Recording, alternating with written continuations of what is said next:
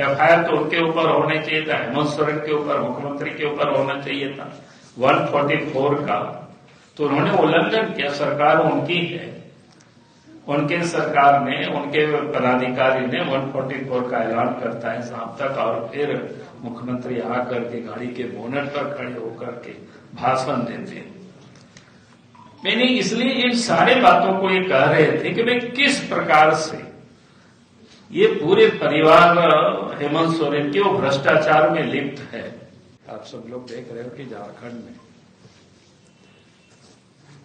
हेमंत सोरेन के नेतृत्व में कांग्रेस, राजद, इस गठबंधन की सरकार चल रही है। और अगर हम ये कहें कि इस पार्टी का, चाहे कांग्रेस पार्टी हो, चाहे वो राष्ट्रीय जनता दल हो या जेएमएम हो, इसका नाता करप्शन के साथ, भ्रष्टाचार के साथ जुड़ा हुआ है। इसको वर्णन करने की कोई बहुत जरूरत नहीं है, लेकिन करप्शन से बचने के लिए ये लोग तरह तरह के लोग उपक्रम अपनाते हैं, और जांच से ये लोग किस प्रकार से भागते हैं, और उल्टे ये लोग आरोप बीजेपी पर लगाते हैं, केंद्र सरकार पर आरोप लगाते हैं, बीजेपी के नेताओं के ऊपर आरोप लगाते हैं, लेकिन जांच से कोई सामना नहीं करना चाहते, उसे कहीं बाएं दाएं करते रहते हैं। आप सब लोगों के संज्ञान में आया ही है बातें, कुछ 2 दिन पहले आप सबने देखा, क्या कहते हैं, 2 दिन नहीं, कल का ही तारीख है, कल महत्वपूर्ण तारीख था। जैसे एक तो हमने कहा कि अयोध्या में भगवान राम की जन्मभूमि पर मंदिर बना और उसके प्राण प्रतिष्ठा के कार्यक्रम था। देश के प्रधानमंत्री नरेंद्र मोदी जी के हाथों ये संपन्न हुआ। दूसरी ओर कल ही यानी सुप्रीम कोर्ट का एक बड़ा जजमेंट भी आया। ये सुप्रीम कोर्ट का है, हाई कोर्ट का, दिल्ली हाई कोर्ट का। और दिल्ली हाई कोर्ट का जजमेंट क्या था, आपकी जानकारी के लिए, कि 2020 में गोड्डा के सांसद निशिकांत दुबे जी है, उन्होंने लोकपाल को एक शिकायत पत्र दायर किया था हेमंत सोरेन या शिबू सोरेन, उनके परिवार के बारे में। लोगों ने किस प्रकार के चल अचल संपत्ति को अर्जित किया है, नामी बेनामी संपत्ति, और लोकपाल से उन्होंने अर्जी दाखिल किया था और ने कहा था कि इन सारे मामलों की जांच होनी चाहिए। क्योंकि आप सबको पता है कि लोकपाल के गठन ही करप्शन को समाप्त करने के लिए हुआ है। क्योंकि राजनीतिक क्षेत्र में अगर करप्शन बढ़ेगी, नेता अगर उस करप्शन में लिप्त होंगे, तो देश की जनता का लोकतंत्र के प्रति, लोकतंत्र से विश्वास उठ जाएगी कि लोकतंत्र के लिए बड़ा खतरा है। और इसलिए उस समय सबने महसूस किया था कि आप सबको याद होगा कि अन्ना हजारे का उस आंदोलन को, कि देश में एक लोकपाल होना चाहिए, और लोकपाल हो ताकि उसके दायरे में सब लोग आएंगे और करप्शन की जहां कहीं भी हो तो उनका काम होगा कि उसको जांच करें। तो इसी जांच को लेकर के ही गोड्डा के सांसद ने, श्री निशिकांत दुबे जी ने, फिर लोकपाल को लिखित में दिया था। फिर उनका अपना जो भी प्रक्रिया होता है, उन्होंने फिर उस प्रक्रिया के तहत सरकार कह रहे हैं, शिबू सोरेन के परिवार को बार बार नोटिस किया, नोटिस का जवाब, और फिर जो उनका प्रिलिमिनरी जो जांच होता है वो सब भी उन्होंने लोकपाल ने कराया। और उसके तहत जब इस परिवार से पूछताछ की गई, पूछताछ के लिए इनको नोटिस जब दिया गया, तो फिर इन्होंने क्या किया, मामला को हाई कोर्ट में पहुंचा दिया। क्योंकि मामला दिल्ली का था, लोकपाल का मुख्यालय दिल्ली है, तो दिल्ली के हाई कोर्ट में, ताकि मामला को लटका करके ना उसको खारिज करने के लिए उन्होंने दिल्ली के हाई कोर्ट में मामला को डाला। अब ये आश्चर्य होता है कि व्यक्ति एक और कहता है कि भाई हमने कोई गड़बड़ नहीं किया है, हमें फंसाया जा रहा है, तो फिर आपने गड़बड़ नहीं किया तो फिर आप भाग क्यों रहे हैं? आज क्या बोलते हैं, जांच को रोकवाने की आप प्रयास क्यों कर रहे हैं? आप जांच को फेस करिए, उसके सामने आप हाजिर होइए और अपना उन सारे सवालों का आप जवाब दीजिए। लेकिन वो नहीं, उन्होंने क्या करते हैं कि भाई उस मामले को अनावश्यक रूप से अदालत में जाकर के उसको खींचना, उसको जितना डिले किया जा सकता है। और उन्होंने भी बड़ा हास्यास्पद है कि तर्क क्या देते हैं कि मामला पुराना है, 6-7 साल हो गया, इसलिए वो जांच का कोई मतलब नहीं रह जाता है। भाई ये तो अजीब स्थिति है। कौन सा वो परंपरा को विकसित करना चाहते हैं? अगर कोई 5 साल पहले चोरी करे और चोर पकड़ा जाए तो क्या वो कहेंगे कि भाई 5 साल पहले ये तो चोरी हुआ था, कि आज पकड़ में आया इसलिए हमें छोड़ दिया जाए?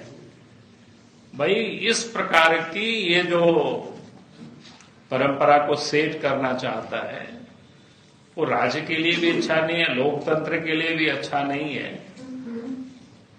तो इन्होंने इसको कह करके इन्होंने अदालत में मामला को ले गया कि भाई इसका कोई मतलब नहीं होता है, इसको खारिज कर देना चाहिए। तो आप इस मामले को ये सोच सकते हो कि भाई किस प्रकार से ये सरकार या हेमंत सोरेन जी या उनके परिवार या सरकार में जो लोग आज बैठे हुए हैं वो लोग मामले को किस प्रकार से लटकाने की लोग कोशिश कर रहे हैं, और इसका जो दुष्परिणाम क्या होगा वो किसी से छुपा हुआ नहीं है। आपने इधर ईडी का भी कार्रवाई को देखा है, किस प्रकार से ईडी की कार्रवाई को भी उन्होंने टालते रहा, कितना नोटिस देता है फिर आते नहीं है। और जिस दिन ईडी वालों को बुलाया उस दिन भी आप सब लोगों ने देखा कि क्या घटनाएं घटी, वो किसी से छुपा हुआ नहीं है। भाई जब घर में ईडी पहुंचते हैं तो स्वाभाविक है कि ईडी की सुरक्षा में सीआरपीएफ के जवान भी थे। और आप सबने देखा होगा कि इस प्रकार से आज तो अखबारों में सब छपा है कि उन्होंने उसके आईजी के ऊपर ही केस कर दिया, और केस इस आधार पर किया कि मैं 144 लगाया हुआ था।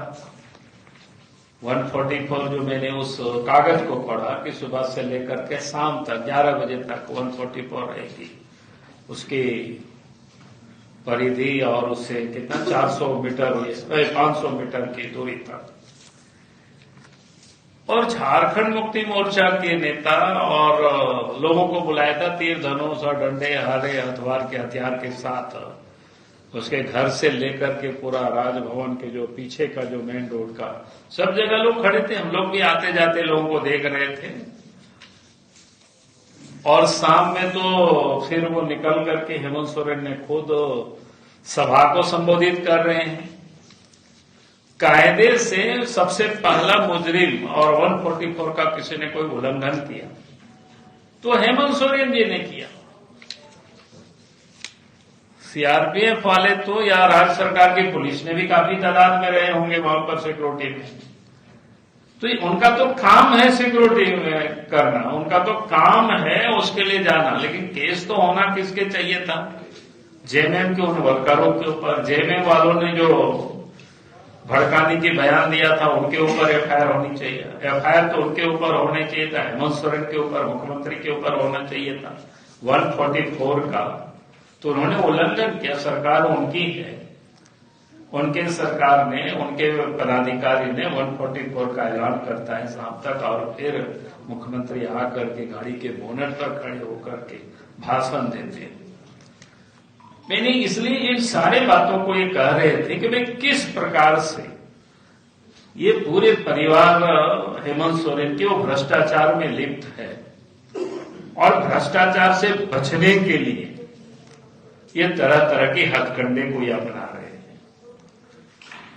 और इसलिए मैं कहूंगा कि ये भ्रष्टाचार से बच नहीं सकते हैं, चाहे वो कितनों भी कोशिश कर रहे हैं। जब तक एक एक भ्रष्टाचारियों को कि सही जगह तक हम लोग नहीं पहुंचा देते हैं, तब तक आंदोलन जारी रहेगी और संघर्ष जारी रहेगा। अगर भ्रष्टाचारी इसी प्रकार से घूमते रहेंगे, भ्रष्टाचारी इसी प्रकार की सत्ता पर बैठे रहेंगे, तो फिर लोकतंत्र भी कमजोर होगा और लोकतंत्र पर से लोगों के विश्वास भी उठ जाएंगे। इसलिए जिन लोगों ने भ्रष्टाचार किया है, जिन लोगों ने जनता की गाढ़ी कमाई का पैसा को लूटा है, जिन लोगों ने कानून का दुरुपयोग किया है, वैसे सभी लोगों को सजा मिलनी चाहिए और उन सभी लोगों को सजा दिलाने तक भारतीय जनता पार्टी लड़ते रहेगी, आवाज उठाते रहेगी, संघर्ष करते रहेगी और हमें पूरा विश्वास है एक दिन सबको जहां जगह है होटवार वहां जाना ही पड़ेगा। और चूंकि लोकपाल का मामला है, उसमें तो उस पूरे मामले को सीबीआई से जांच होना है और इसलिए वो बचने की कोशिश करते हैं। सीबीआई से जांच होगी तो किस प्रकार से इन लोगों ने अवैध संपत्ति अर्जित करने के जो रास्ता अपनाया है, चाहे वो शेल कंपनी का गठन हो, चाहे उनके साथ अमित अग्रवाल का किस प्रकार से संबंध है, व्यवसायिक संबंध है, किस प्रकार से ये सारी चीजें आ जाएंगी। और इसीलिए वो जांच ना हो, इसलिए वो अदालत के दरवाजा बार बार खटखटाते हैं। और अब तो मैं कहूंगा कि दिल्ली के हाई कोर्ट ने बड़े ही अच्छी जजमेंट दिया, भले देर हुआ लेकिन उनका जजमेंट आया। हम उस जजमेंट की हम प्रशंसा करते हैं, क्योंकि उन्होंने एक अच्छा जिसको कह सकते हैं जजमेंट दिया है, ताकि देश में जो भ्रष्ट लोग हैं, जो लोग भ्रष्टाचार में जो लोग लिप्त हैं, वो फिर इस प्रकार से बचने के लिए कोई जो साहस नहीं कर पाएंगे। और मुझे लगता है कि आज जो विषय था हमारी ओर से बहुत बड़ा मुद्दा है, इसलिए मुझे लगा कि मैं आप सब लोगों के साथ इस बात को मैं समझ रखूं। और मैं फिर से हेमंत सोरेन जी को कहूंगा कि भाई जांच में आप बाधा मत डालिए, जांच में आप सहयोग करिए। आपको बुलाते हैं तो आप उसमें हाजिर होइए, जाइए। अगर आपने गड़बड़ नहीं किया है तो फिर डर किस बात की है। लेकिन यहां तो लगता है कि वो खुद इतनी गड़बड़ी में, जिसको बोलते हैं कि अखंड डूबे हुए लगता है भ्रष्टाचार में है। अब उनके पास उसका कोई जवाब नहीं लगता है कि इसलिए वो बाएं न करके वो भागने की कोशिश करें। कब तक भागेंगे? क्योंकि जो किए का फल तो सबको मिलता है, इसी धरती पर सबको मिलेगा और जल्दी ही मिलेगा। मुझे लगता है कि जितना वो इधर उधर भागेंगे उतना वो फंसेंगे। वो मकड़े के तरह, मकड़े जो जाल बुनता है ना, और उसी जाल में बाद में वो फंस जाता है तो वहीं वो लटपटा जाता है। तो लगता है कि हेमंत सोरेन जी भी वैसे ही वो लटपटा रहे अपने ही बुने हुए जाल में।